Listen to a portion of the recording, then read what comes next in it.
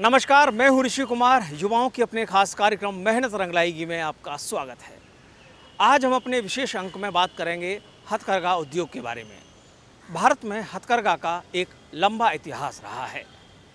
स्वतंत्रता आंदोलन के दौरान गांधी जी ने 7 अगस्त को स्वदेशी जागरण के जरिए स्वदेशी आंदोलन को आगे बढ़ाया था, जिसमें हथकरघा का एक विशेष योगदान था।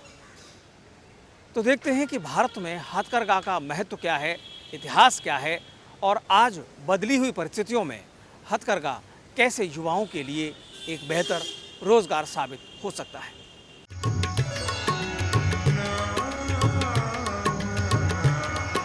हथकरघा भारत की सदियों पुरानी भारतीय हस्तशिल्प परंपरा से जुड़ा है। ये भारतीय हस्तशिल्प का वो समृद्ध रूप है जिसने भारतीय सभ्यता को एक पहचान दी। सदियों से ही विदेशी सैलानियों के आकर्षण का केंद्र रही। प्राचीन काल में लोग छोटे कार्यों में तल्लीन थे। इसी में से एक उद्योग था जुलाहा। आज वर्तमान में इसी उद्योग को हथकरघा उद्योग के नाम से जाना जाता है। खट्टी पर सूत बिठाते घंटों अपने काम को अंजाम देने में जुटे कारीगर शिल्प कला को एक नई परिभाषा देने में जुट रहे हैं। भारत की जलवायु और संसाधनों की उपलब्धता के कारण कश्मीर से लेकर कन्याकुमारी तक संपूर्ण भारत में हस्तशिल्प की एक नई परंपरा और नए मानक जुड़ते गए। धीरे धीरे इन्होंने तत्कालीन राजनीतिक, धार्मिक और परंपरागत विचारों को एक नया दर्शन प्रदान किया। शुरू से जब से इस गांव बसे या शहर बसे, लेकिन गांव से दूर ढाणी में रहने वाला व्यक्ति भी अपना काम स्वयं करता था। अब उसके पास चरखा होता था, कच्चा वो ऊन, कहीं से ऊन लाता, कहीं से सूत लाता, उसी से वो अपने कपड़े या उनसे वो अपने शॉल, उसके मतलब सारे धागे बनाने का काम उनका होता था।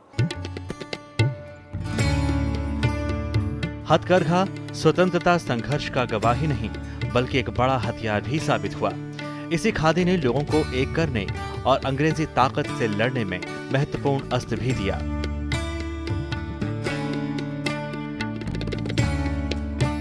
भारतीय असहयोग आंदोलन के क्रम में बापू ने यह कहा था कि खादी वस्त्र नहीं, विचार है, और बापू ने विदेशी कपड़ों की होली जलाई थी।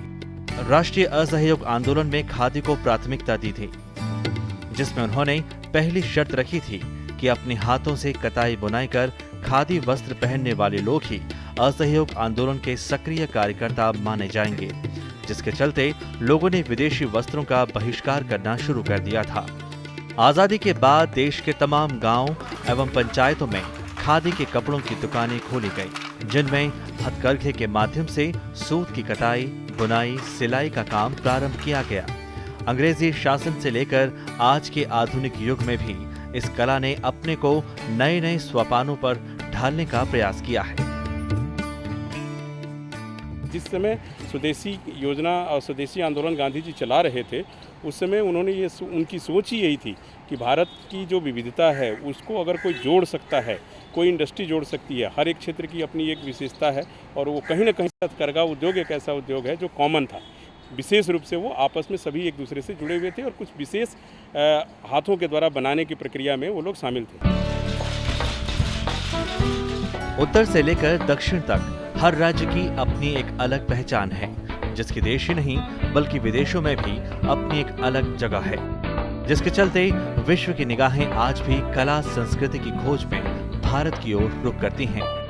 आज भी जहाँ तक जो आपने अभी नाम लिए, सब लोग जहाँ भी, चाहे पश्मीना है, चाहे कुल्लू का शॉल है, चाहे कोटा डोरी की साड़ी, आज भी उनकी डिमांड में कोई कमी नहीं आई है। बुजुर्ग लोग आज भी उसको बराबर उन पुरानी चीज़ों पर ज़्यादा ध्यान देते हैं और आने वाला समय उन्हीं का होगा।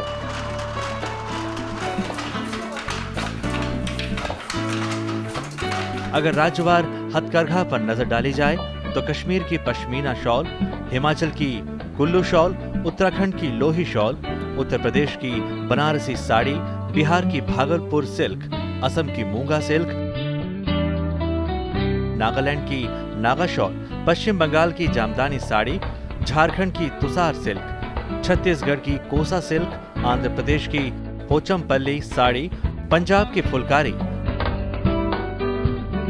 केरल की बलरामपुर साड़ी, गुजरात की कच्छ शॉल, मध्य प्रदेश की चंदेरी साड़ी, राजस्थान की कोटा साड़ी, ये कुछ हस्तशिल्प के ऐसे उदाहरण हैं जो भारत की समृद्ध कला, जड़ों से जुड़ी भारतीय परंपरा को और समृद्ध बनाती हैं। हथकरघा उद्योग का भारत में एक लंबा इतिहास रहा है।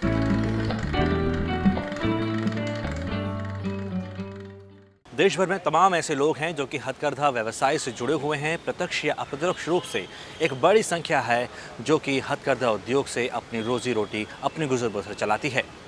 और वर्तमान में भी जिस तरीके से तकनीक से हाथ मिला लिए गए हैं, उससे लगता है कि आने वाले वक्त में तमाम ऐसे युवा हैं जो कि हथकरघा उद्योग से जुड़ेंगे और अपने जीवन को एक नई राह देंगे। Chandrashekhar, DD news, Delhi. किसी भी क्षेत्र में संभावनाएं तलाशने के लिए ज़रूरी है कि उसमें मांग और आपूर्ति के सिद्धांत को समझ लिया जाए, और इस सिद्धांत को पूरा करता है सरकार की नीतियाँ। सरकार की नीतियाँ क्या हैं और वर्तमान में इन नीतियों के ज़रिए देश में किस तरीके का माहौल देखा जा रहा है। बदली हुई सरकार ने हथकरघा को लेकर जो नीतियाँ बनाई हैं, उससे युवाओं के लिए तमाम संभावनाएं दिखाई दे रही हैं। तो देखते हैं युवाओं के लिए इस क्षेत्र में क्या क्या संभावनाएं हैं। रोजगार के लिहाज से भारत में हथकरघा दूसरा सबसे बड़ा नियोक्ता है। असंगठित क्षेत्र का होने की वजह से असंगठित क्षेत्र के रूप में भी इस उद्योग ने रोजगार की संभावनाओं को बढ़ाया है।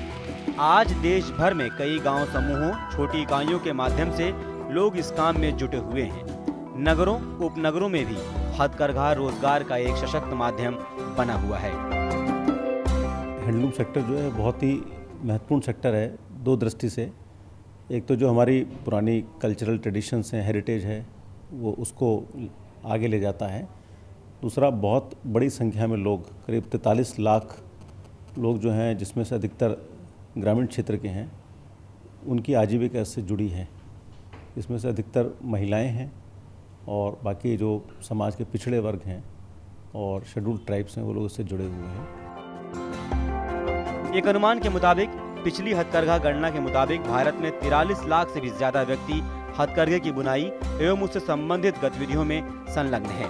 यह उद्योग ग्रामीण आबादी के एक बड़े हिस्से, खासकर महिलाओं और बीपीएल परिवारों के लिए आजीविका का एक स्रोत है। इसके अलावा यह उद्योग हमारे देश की समृद्ध संस्कृति, विरासत एवं परंपराओं का भी अहम हिस्सा है। चाहे वो बुनकर हो, चाहे वो हाथ की एम्ब्रॉयडरी वाला बंदा हो, कोई भी हो, हर क्राफ्ट्समैन को जॉब मिलेगा, काम मिलेगा। लेकिन हाँ, हमें थोड़ा सा उन तक पहुंच के उनकी सोच को इस समय बदलना है, क्योंकि वो लोग ये सोचे बैठे हैं कि हमारे लिए काम नहीं है और हमें उतना पैसा नहीं मिलता है। तो थोड़ा थोड़ा उनको हमें मोटिवेट करना पड़ेगा कि नहीं, आप ट्राई करो, नया चीज़ भी ट्राई करो, पुराना भी करते रहो, लेकिन साथ में नए डिज़ाइन के साथ में। कारखानों के आने से भी काफ़ी बदलाव देखा गया। हथकरघा की पहुँच कुछ हद तक बढ़ी है। पारंपरिक रूप से चलने वाले उद्योग ने अब कुछ नए तौर तरीके सीख लिए हैं। कंप्यूटर एडिट डिजाइनिंग जैसे सॉफ्टवेयर की मदद से नए लुक डिजाइन सामने आ रहे हैं। सबसे बड़ा योगदान सिर्फ युवा पीढ़ी का नहीं, टेक्नोलॉजी का भी है। आज की डेट में मोबाइल फ़ोन के ज़रिए इंटरनेट हर जगह है। एक गांव में एक मास्टर वीवर अपने आप को विश्व की मार्केट या ई-कॉमर्स की साइट के साथ जोड़ के अपने प्रोडक्ट को बहुत अच्छी आसानी से सब लोगों तक पहुंचा सकता है और इसको बहुत ऊपर ले जाया जा सकता है। अब इस क्षेत्र में नए शोध भी किए जा रहे हैं, जिससे कि कच्चा माल बेहतर सस्ता हो सके। असंगठित क्षेत्र कुछ हद तक संगठित हुआ है। दुकानों की जगह अब मॉडल, शोरूम और बुटीक ने ले ली है। अब मॉल कल्चर के आने से बाजार बढ़ा और साथ ही रोजगार के अवसर भी बढ़े हैं। लेकिन ये बात सिर्फ रिटेल या फिर कारीगरों तक ही सीमित है, जो कारखानों या फिर समूहों में एक संगठन के तौर पे कार्य करते हैं। ई कॉमर्स के लिए कुछ कदम उठाए गए हैं, जिनको और आगे बढ़ाने की योजना है, ताकि जो बुनकर है, जो उत्पादक है, वो सीधा बाजार से जुड़े, उसको जो भी मुनाफा है उसको बीच की जो लेयर्स हैं उसको कम से कम कर सकें। वर्तमान परिदृश्य में आज भी गांव देहातों में असंगठित कारीगरों के सामने काफी समस्याएं मुंह बाए खड़ी हैं। इन समस्याओं से जूझते हुए हथकरघा उद्योग को राहत पहुंचाने के उद्देश्य से भारत सरकार ने उस्ताद व्यापक हथकरघा क्लस्टर विकास योजना पुनरुद्धार, सुधार और पुनर्गठन पैकेज, यावन की आपूर्ति योजना, पूर्वोत्तर क्षेत्र वस्त्र संवर्धन योजना, हथकरघा बुनकर व्यापक कल्याण योजना चलाई जा रही है। हालांकि इस दिशा में अभी और कई प्रयास किए जाने बाकी हैं। बुनकरों के लाभ के लिए, उनके फ़ायदे के लिए 4 तरह की योजनाएं हमारे द्वारा चलाई जाती हैं। पहली है जहां बुनकर क्लस्टर में काम करते हैं, वहां पर जो बुनियादी सुविधाएं हैं, तो कच्चा माल देना है, उनको प्रशिक्षण देना है, नए डिज़ाइन देने हैं, उसके लिए क्लस्टर डेवलपमेंट किया जाता है। नेशनल हैंडलूम डेवलपमेंट कॉरपोरेशन, उसको एक स्कीम है जिसमें मिलगेट प्राइस स्कीम, यानी कि जो भाड़ा लगता है मिल से लेके बुनकर के गांव तक पहुंचाने में, उसकी प्रतिपूर्ति सरकार करती है और बुनकरों को धागे पर उसके मूल्य का 10% सब्सिडी दी जाती है। तीसरी योजना जो है वो बुनकरों के सामाजिक सुरक्षा के लिए है। देश की जड़ों से जुड़ा रोजगार आज भी ग्रामीण इलाकों में अपनी एक खास पहचान बनाए हुए है। जिस तरीके से संस्थानों के माध्यम से युवाओं को इस क्षेत्र में लाने का प्रयास किया जा रहा है, उससे भी भविष्य के प्रति संभावनाएं कुछ बढ़ जाती हैं।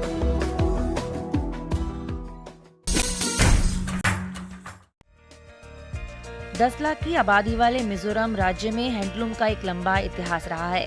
मिजोरम की राजधानी आइजोल से 43 किलोमीटर दूर थेंसवाल में हजारों इकाइयां स्थापित हैं।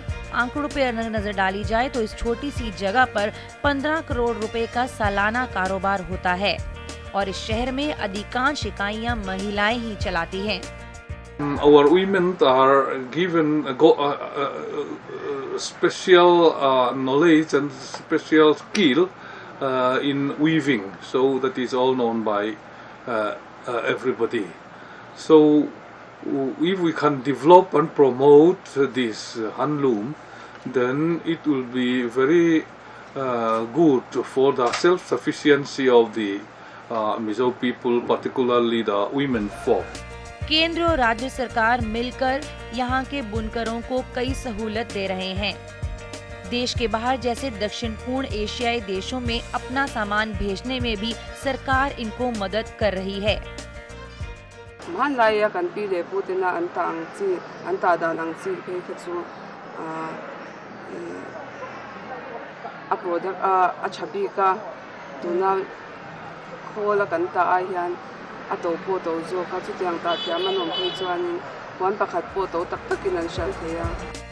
हाल ही में केंद्रीय टेक्सटाइल मंत्री संतोष गंगवार ने राज्य में गारमेंट और अपैरल सेंटर की आधारशिला रखी है, जिससे देश के पूर्वोत्तर हिस्से के इस राज्य के लोगों को विकास की तेज रफ्तार में शामिल करना आसान रहेगा।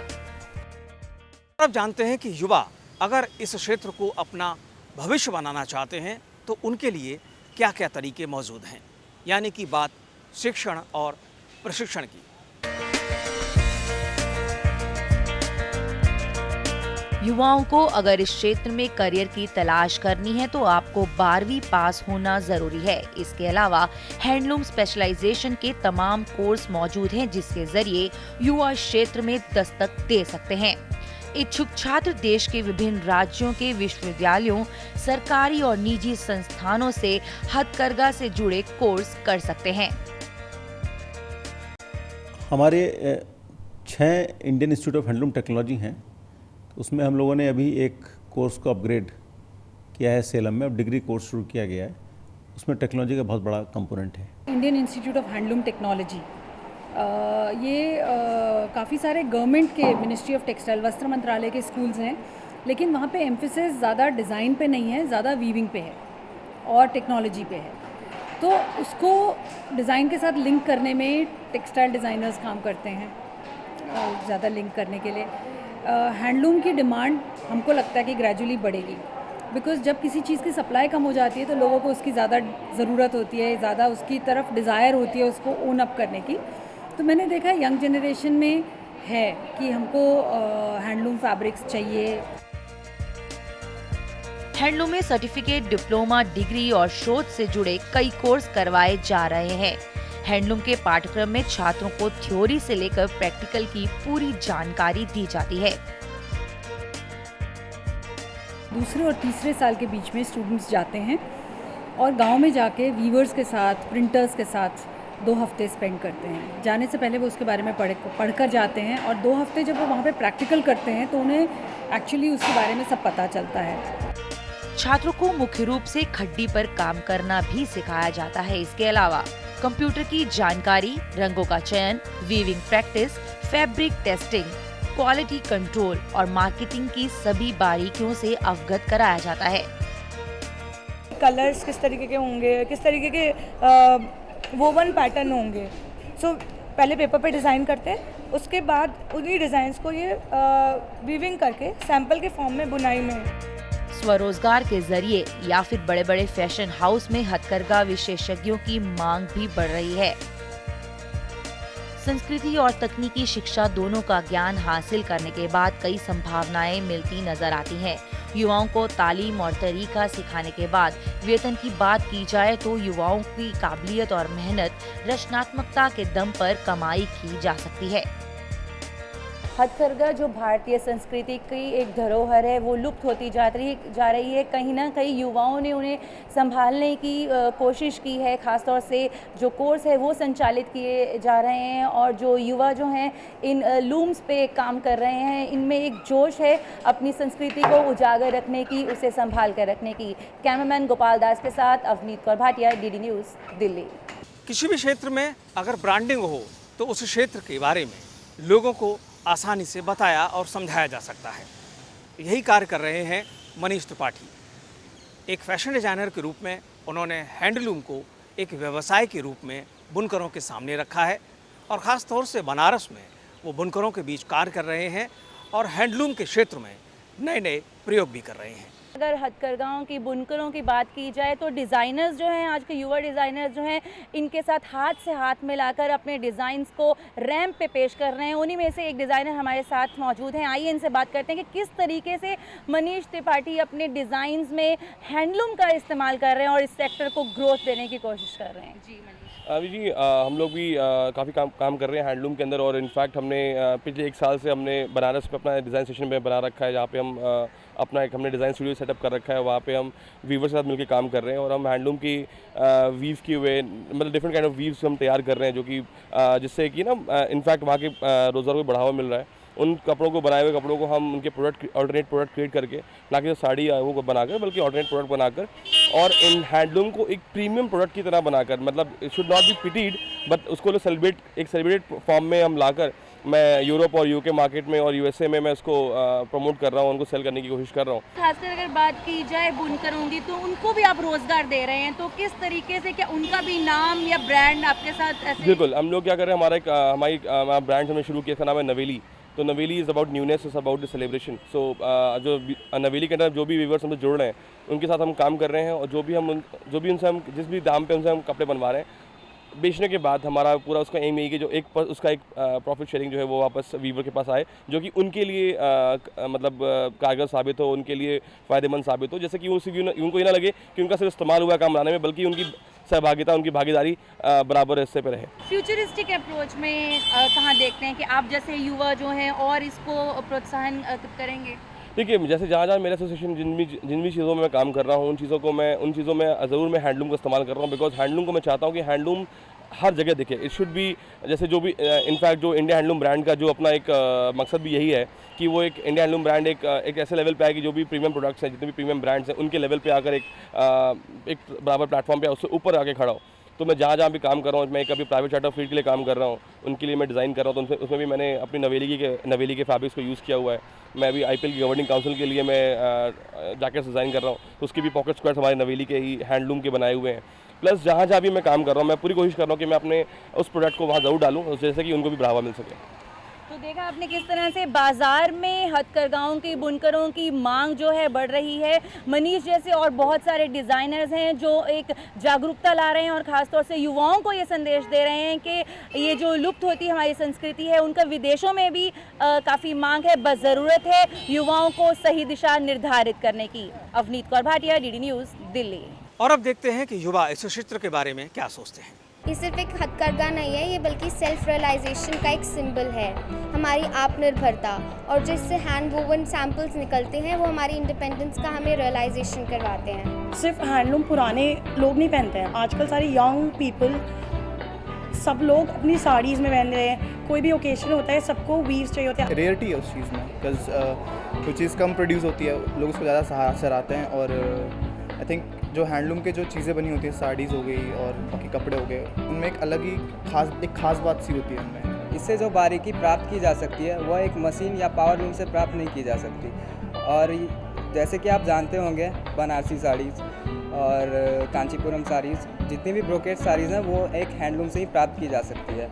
और इसकी सबसे अच्छी बात यह है कि ये हमारे संस्कृति से जुड़ी हुई है और बहुत पुराने अरसे से लोग इसे करते आ रहे हैं, तो हम इसे बरकरार रखना चाहते हैं। अलग ही सेक्टर है अपने डिज़ाइनिंग फील्ड में। अगर देखा जाता है एज अ डिज़ाइनर मैं तो यही सोचूंगा, क्योंकि काफ़ी छोटे छोटे जगहों पे ऐसे हैंडलूम पे जैसे जो क्राफ्ट हो रहा है काफ़ी विलुप्त हो जा रहा है कहीं कहीं, लेकिन मेरा व्यू तो यही रहेगा कि मैं उनको जाके थोड़ा अपलिफ्टमेंट दूँ, उनके साथ काम करूँ। हैंडलूम्स की जब बात आती है तो मुझे अपने हाथों की क्रिएटिविटी पर विश्वास होता है, तो इसलिए मुझे और मन करेगा कि मैं आगे जाऊँ और इस पर काम करूँ।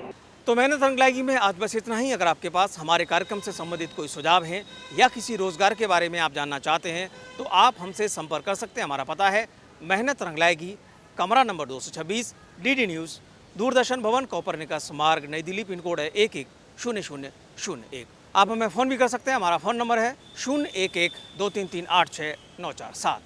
तो अगले हफ्तों की फिर मुलाकात एक नई उम्मीद, एक नए विश्वास और एक नए रोजगार के नए विकल्प के साथ। तब तक के लिए नमस्कार।